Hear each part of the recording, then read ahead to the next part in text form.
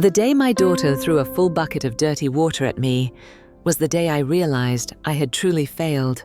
Not failed as a mother, but failed in raising a child into a decent human being. I am 75 years old. I used to be a nurse in Springfield, Missouri. I raised my daughter alone after my husband, a sawmill worker, died in a workplace accident. I truly believed that if I sacrificed enough, if I held her hand through every hard season of life, then one day, when she was grown, she would understand. But my biggest mistake was pulling out my wallet every time she cried. And this time, when I looked her straight in the eyes and said, "No, I cannot keep paying for parties and for men who only show up when they need alcohol and a place to crash," she did not say a word. She just walked into the bathroom, came back with a bucket, and dumped it right on me, right in front of her new boyfriend, right in front of my 7-year-old granddaughter, Emily. If it were you, what would you do when the very child you once rocked to sleep dragged you to the lowest point of humiliation? Leave a comment below. I genuinely want to hear your story. And if you believe every mother deserves to be treated with respect, click subscribe. Stories like this not only deserve to be told, they deserve to be understood. Natalie was my whole world. I got pregnant with her when I was 26, back when my husband, Rick, was working night shifts at the lumber mill on the south side of town. Life back then was anything but easy. We barely had enough to survive, and when Rick died in an accident, a cable snapped. I was left with Natalie and an old pickup truck. I never remarried, and I never regretted choosing to stay single, because back then, I had just one goal: to give Natalie a future. I worked 12-hour shifts at Mercy Hospital. Between shifts, I rushed home to cook, teach, and put her to bed. There were nights I fell asleep in the recliner, still wearing my nurse's uniform, stained with dried blood from the last emergency call. She was smart, sweet, and she used to call me her hero. Every time I looked exhausted, Natalie would pull a blanket over me and whisper, "Mom, I will grow up fast, so you will not have to work so hard anymore." But life is never that simple. When Natalie entered high school, she started to change. At first, I thought it was just teenage rebellion. I assumed she would go back to being the kind, thoughtful girl she once was. But then she got in with the wrong crowd. She dropped out of school. And she started asking for money, more and more of it. I was too afraid to say no. I feared that if I refused, she would fall into something worse. So I used money as a way to keep her close, without realizing that it was actually pushing her away. I do not blame anyone. I do not blame the circumstances. But I wish someone had told me that love without boundaries can sometimes hurt more than it heals. I was a nurse, but when it came to my own child, I could not heal a thing. At first, I thought Natalie just needed time to find herself, but after dropping out of high school without graduating, she began drifting, working briefly at diners, quitting, then bouncing between odd jobs at convenience stores. Every time she changed jobs, she came to my house. She would eat, do laundry, and ask for a few $100s as an advance, promising to pay me back after her next check. But the money never came back. That was when I started to see the heartbreaking truth. I was no longer the mother she loved. I had become a backup wallet. Not someone she cared for, just someone she called when a bill needed paying. One time, Natalie brought home a man named Travis, her new boyfriend. He looked nearly 20 years older than her, covered in tattoos, and made no effort to hide that he had been to prison. I tried to be polite, but inside, I felt colder by the second, especially when I heard Emily call him Daddy Travis. Natalie began letting Travis stay with her, in an apartment rented under my name. Every week, I quietly sent money to help with rent, the power bill, internet. But then I found out she was not using it for bills. She was spending it on alcohol, cigarettes, and long nights out at bars. I invited Natalie to a cafe, the same place we used to visit every year on her birthday, for a serious talk. I made her an offer. I will help you if you truly want to turn your life around, go back to school, or find a stable job. but I cannot keep supporting you while you keep sinking deeper." Natalie gave a dry, bitter laugh. Then she said something that shattered me. "You owe me this life. If it were not for me, what would you have now besides loneliness and arthritis pills?" From that moment on, everything spiraled faster than I could handle. Natalie began calling me by my first name instead of Mom. She talked to me like I was a stranger, or worse, like I was just a debt. Travis moved in permanently and turned the apartment into a party house. Neighbors started complaining. Emily stopped going to school regularly. One day, I found out she had been left alone in the apartment for 2 full days while Natalie and Travis disappeared. I called Child Protective Services, but when Natalie found out, she began seeing me as the enemy. I thought I was saving my granddaughter, but to Natalie, I was destroying her freedom. When she screamed at me just because I missed sending money by 1 day, I realized something painful. I was no longer her mother. I was just an outdated ATM, and worse still, I had let it go on far too long. I never imagined there would come a day when my own daughter would hire a lawyer to legally rob me of the very house I was living in.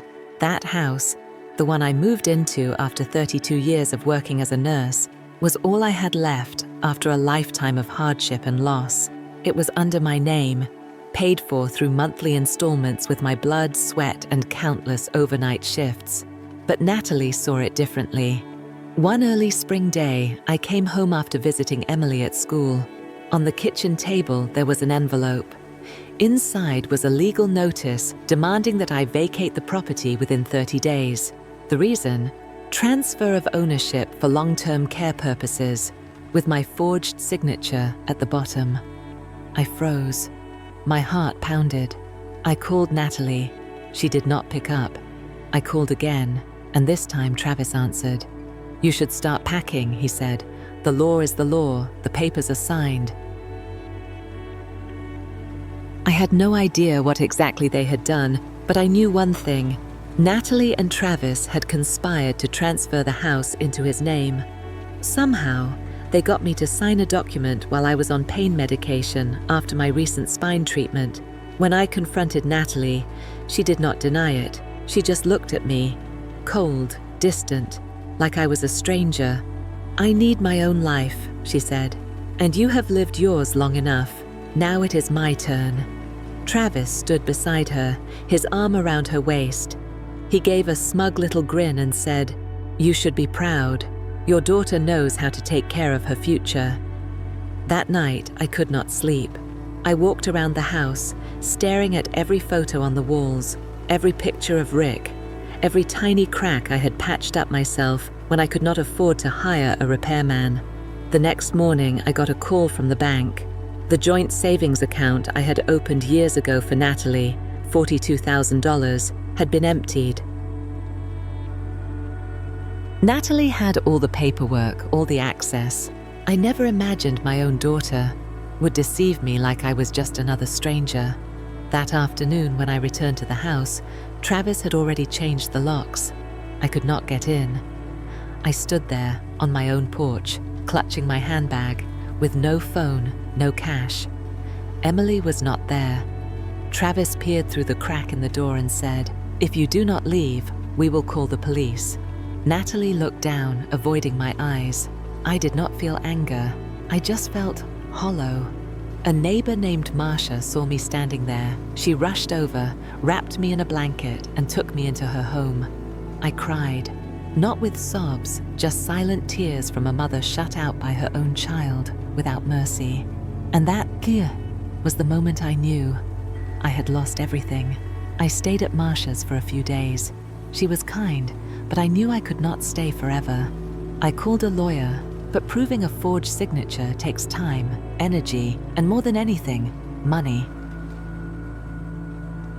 Money I no longer had. I tried reaching out to old friends from the city health board, but most had retired or moved away. I even visited the church kitchen, where I used to volunteer, hoping to find a little comfort. But the shame inside me would not let me stay long. Every night, I lay on Marsha's sofa, staring at the ceiling, haunted by one question: where did I go wrong? I remembered the day Natalie started kindergarten. I stood at the classroom door, heart pounding as she looked around, then turned and waved at me. I cried that day, thinking my daughter would grow up strong, loving, and grateful. I remembered holding her during midnight fevers, singing lullabies while rubbing her back until she fell asleep. I remembered her 10th birthday, when I skipped lunch all week just to buy her a pair of roller skates she had dreamed about.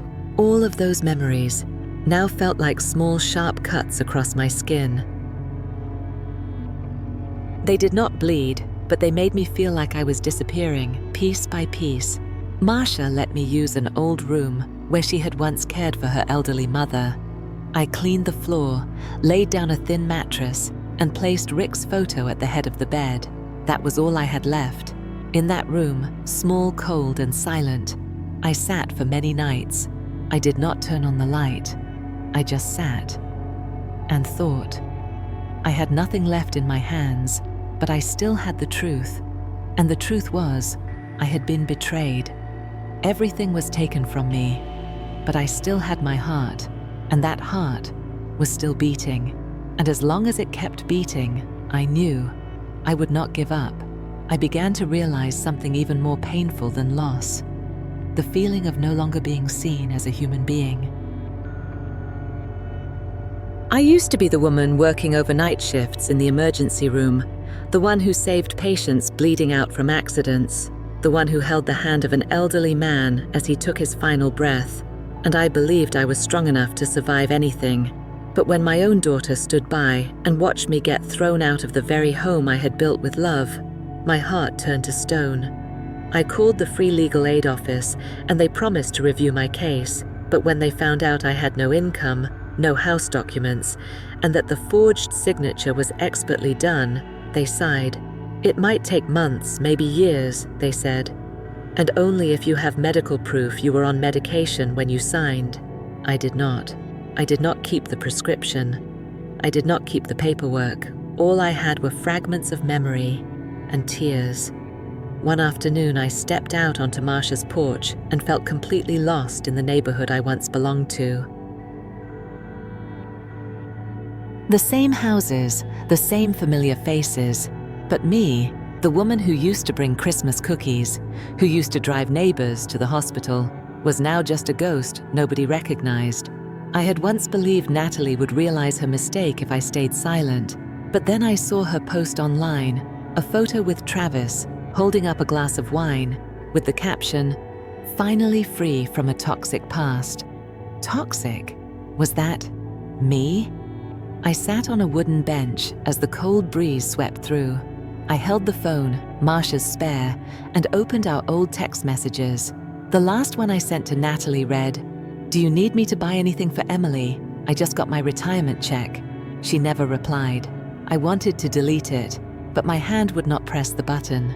Maybe a part of me still hoped that Natalie was just lost, that she would come back, that things could still change. But I could not wait forever. That night, I stood up, turned on the light, and pulled out a blank sheet of paper. For the first time in years, I wrote, not a complaint, not a journal, but a plan. A plan to never again let anyone strip me of my dignity, not even my own daughter.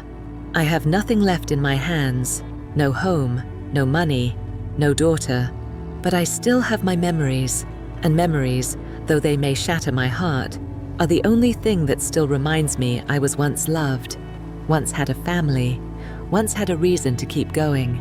I remember those evenings when it was just the two of us, sharing instant noodles after my hospital shift.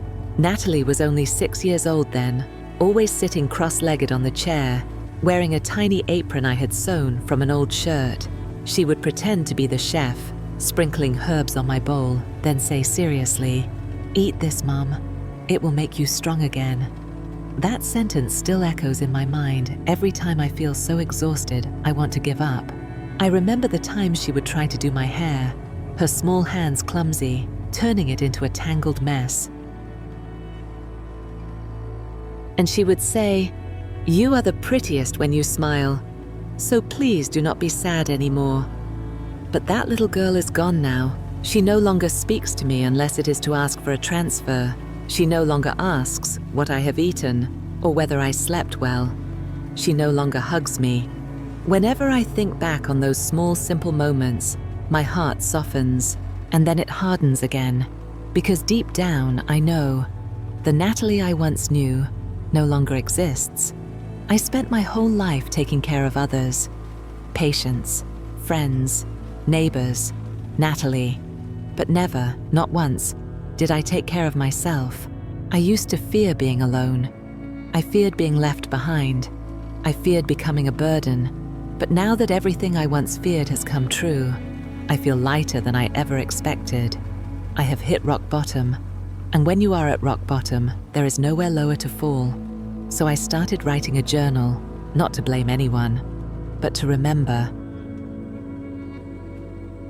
To remind myself of who I used to be, how strong I once was, how much I loved life before it all came crashing down.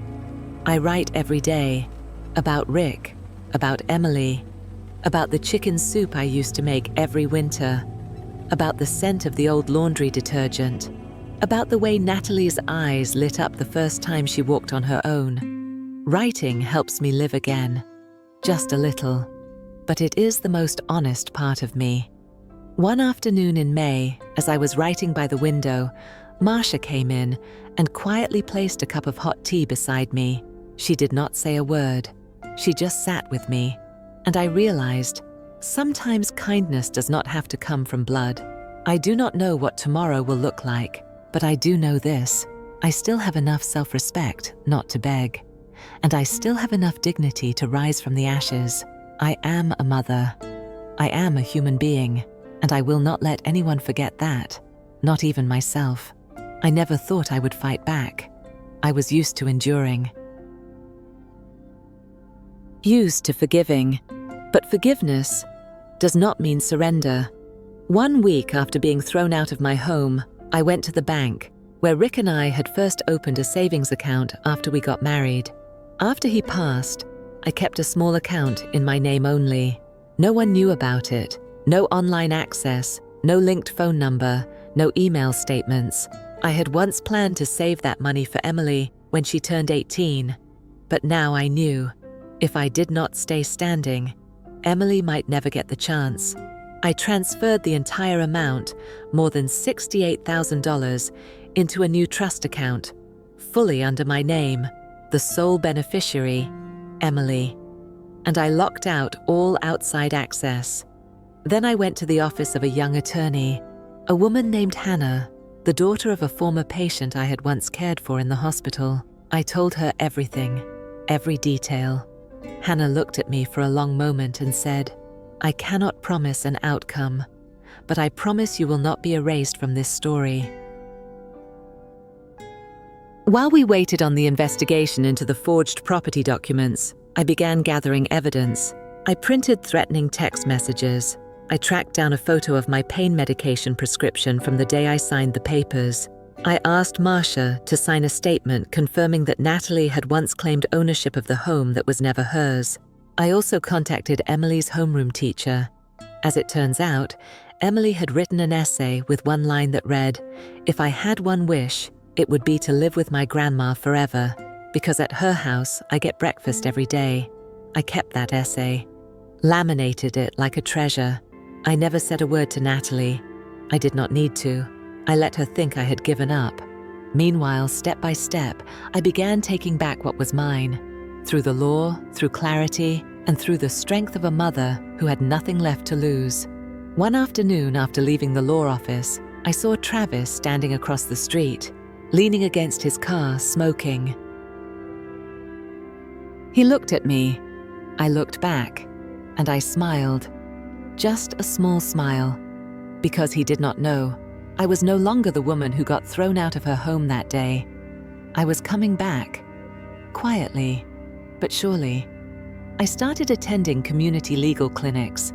I sat silently, listening to cases like mine, elderly people tricked out of their property, betrayed by their children. Some cried, some sat in silence, but they all had the same eyes, the eyes of people who had lost too much and were trying to reclaim themselves. I took detailed notes. I learned how to access public record archives, how to file asset disputes, how to report abuse of guardianship. I, a former nurse, was now studying the law like a first-year student. Marcia helped me print documents. We turned her living room into a mini war room. Stacks of paperwork, a laptop, highlighters, and cups of cold coffee. I labeled the walls with sticky notes. Exhibit A, date of signature, witness statement. Then one day I got an email from Hannah. The subject line read, "Initial victory." She wrote that the court had accepted the forged signature case and had approved a preliminary hearing. I did not jump up and celebrate. I just closed my eyes and breathed. For the first time in months, I felt like I had a grip on my life again. I also wrote a letter to Emily. I did not mention anything about her mother. I just said that Grandma was doing fine, still eating chicken soup, still remembering her laugh every Sunday morning. I enclosed a photo of the two of us from when she was 4, the photo I always kept in my wallet, whether I was poor or well off. And I began to imagine a new future, nothing grand, just something clean and filled with sunlight. Marcia told me about a small retirement community on the outskirts of town. They had housing programs for independent seniors. I signed up. I was not hoping for Natalie to regret. I was not waiting for Travis to be punished. All I wanted was to reclaim what I deserved, peace, and this time, I was not asking for it. I was taking it, bit by bit. I also quietly began recording every dollar I had ever sent Natalie over the past 10 years, all the so-called temporary help, rent payments, GED fees, birthday gifts, even the cash I gave without receipts. The final number stunned even me, over $112,000. I filed a civil reimbursement claim, not because I expected Natalie to pay it back, but because I wanted the legal system to acknowledge that I was not someone to be taken advantage of. I was no longer the timid mother hiding in the shadows. I was an individual with dignity and a good memory. A senior advocacy organization referred by Hannah helped me submit a complaint to the State Welfare Department. They reviewed the entire timeline and suggested opening a case to monitor Natalie's behavior, especially after signs of neglect toward Emily. I did not do it out of revenge. I did it for Emily, because no child should grow up among adults who only use others for personal gain. One evening, I saw Travis at a gas station near the neighborhood. He was yelling into his phone, holding a stack of papers. He did not see me, but I overheard words like, "Court wants a certified copy, counterclaim, reverse investigation." I quietly walked into the convenience store next door, bought a bottle of water, and smiled. Not out of satisfaction, but because I knew, when you stay silent, you get buried. But when you rise, even slowly, you make more noise than anyone who ever shouted in your face. For the first time in months, I felt taller, not in height, but because I no longer bowed my head. A few days later, I returned to the law office to sign another batch of documents Hannah had prepared. She looked at me with fierce determination and said, "I cannot promise a verdict, but I can promise you will not be forgotten in this case." We scheduled the first preliminary hearing. Hannah told me, "Just show up calm, clear, and do not let anyone make you feel small." I nodded, but deep inside, I was trembling, not out of fear, but from anticipation. It felt like I was about to open the last door, stepping out of the shadows. That night, I wrote a letter by hand. I did not send it. I just left it there, a letter to Natalie. I did not blame her. I did not accuse her.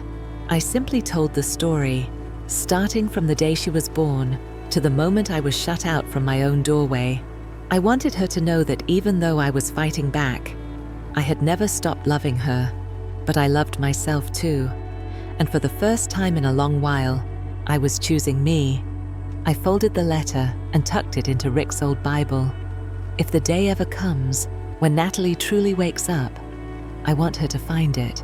And then I kept preparing for a life I would write myself, no one else. Things began to fall apart for Natalie faster than I ever expected. Travis, the man who once stood so confidently behind her, was arrested for financial fraud in another state. He had been using fake names to take out loans, open accounts, and purchase luxury goods under stolen identities.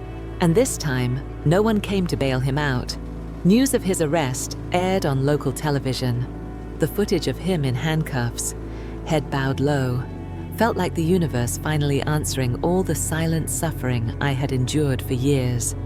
Not long after, Natalie began to unravel. She had no one backing her anymore. Her money vanished quickly. Debts piled up. Every time she appeared in court, she had no attorney of her own. She tried to smile, tried to stay strong, but nobody believed the facade anymore. I did not feel joy watching her collapse, but I knew if life refused to teach her the lessons I once tried to teach with love, then pain would have to be the teacher. Child Protective Services made an unannounced visit to the apartment where Natalie and Emily had been living. After assessing the unsafe environment, Emily was placed into temporary foster care. But when asked where she wanted to be, she said only one thing: "I want to go to Grandma's." That one sentence, short and soft, made me burst into tears. I immediately filed for legal guardianship. I submitted all the legal records, my statement, letters from Emily's former teachers, and even her scribbled drawings, ones she had sent me, where she and I were sitting by a window, sharing cookies. The court hearing to determine guardianship was quiet. Natalie showed up but said nothing. Her eyes were swollen, no makeup, hair unkempt. When the judge asked me one final question, "Do you believe you are capable of raising this child?" I did not answer right away. I looked over at Emily, sitting between two social workers. Then I smiled and said, "Not just capable, worthy." The judge nodded, and the sound of the gavel hitting the bench felt like a new heartbeat starting inside me. I had not only reclaimed my role as a mother, I had reclaimed a future, not for me but for Emily. And Natalie finally had to face the consequences of her own choices. I do not know if she will ever truly wake up, but I do know this: from now on, Emily will not have to grow up surrounded by lies, coldness, and uncertainty. She will grow up with cookies, with bedtime stories, with mornings filled with birdsong, and nights spent in her grandmother's arms listening to stories. And that was the purest justice I have ever received. 1 week after the hearing, I got a surprise call from the social worker's office. Natalie had asked to see me. I froze, not from fear, but because I was not sure I wanted to hear anything more from her. I agreed under one condition. The meeting had to take place in the supervision office with a third party present.